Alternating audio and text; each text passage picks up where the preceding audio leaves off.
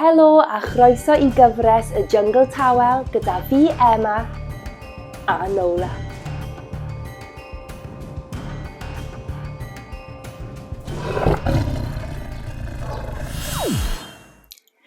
Mae Nola mynd I helpu ni I dwymo lan heddiw.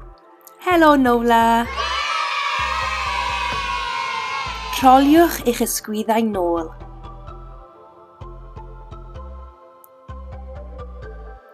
Rhowch eich dwylo ar yr ysgwyddau a rholio'r penelyn nôl.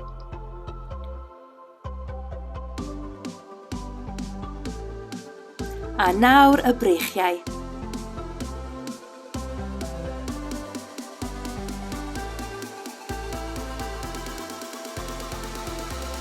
Newid cyfeiriad I rolio'r brechiau ymlaen. Y penelyn.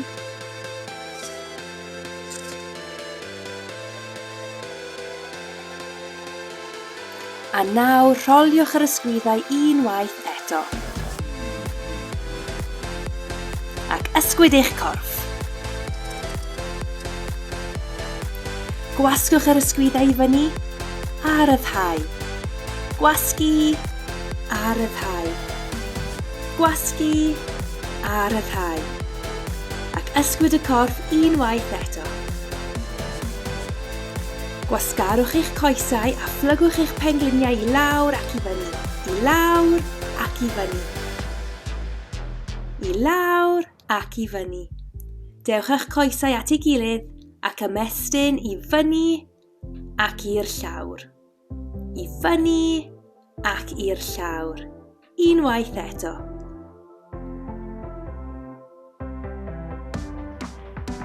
Cerddwch ar yr unfan.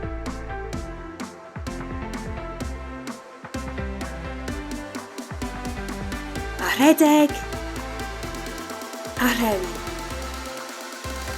Rhedeg. A rhewi. Rhedeg. A rhewi. Rhowch eich dwylo ar eich ochrau a chreu cylchoedd.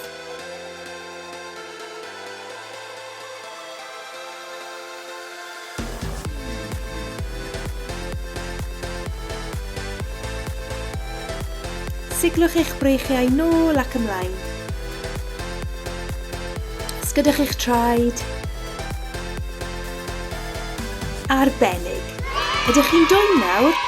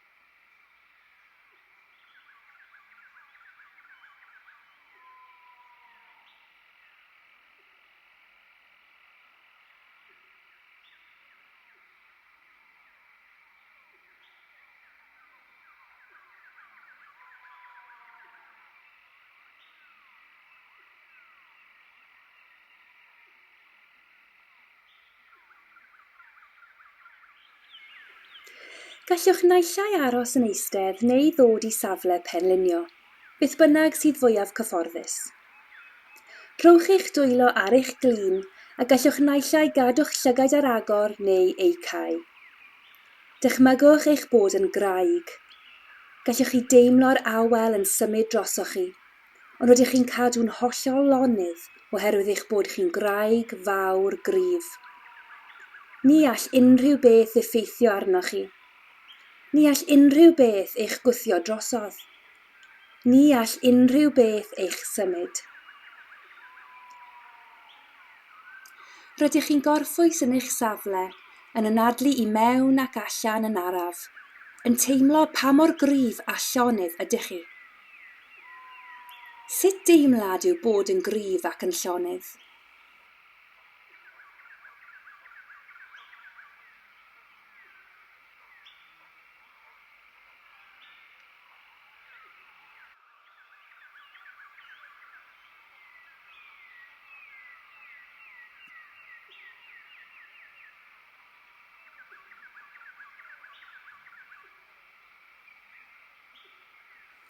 Gallech geisio rhoi un llaw ar eich brest ac un llaw ar eich bol os dymunwch, neu cadwch eich dwylo lle maen nhw.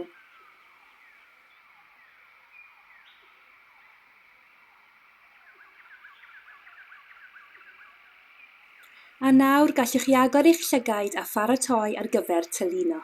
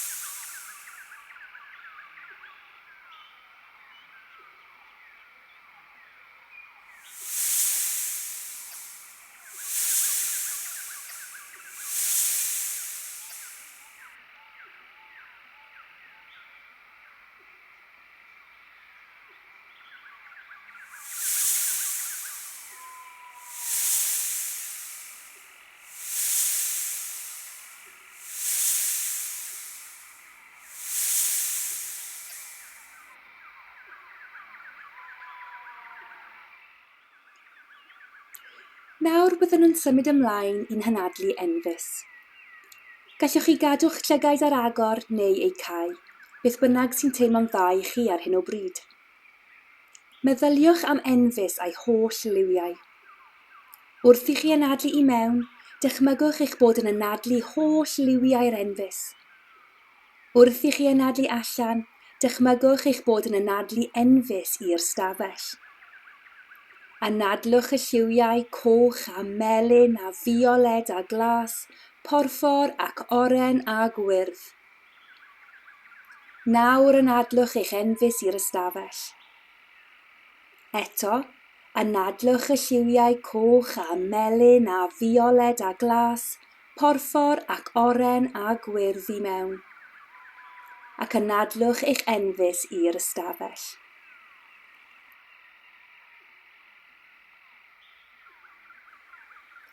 Un tro arall. Anadlwch mewn y lliwiau, anadlwch eich enfys allan. Os yw'ch llygaid ar gau, gallwch chi eu hagor nawr.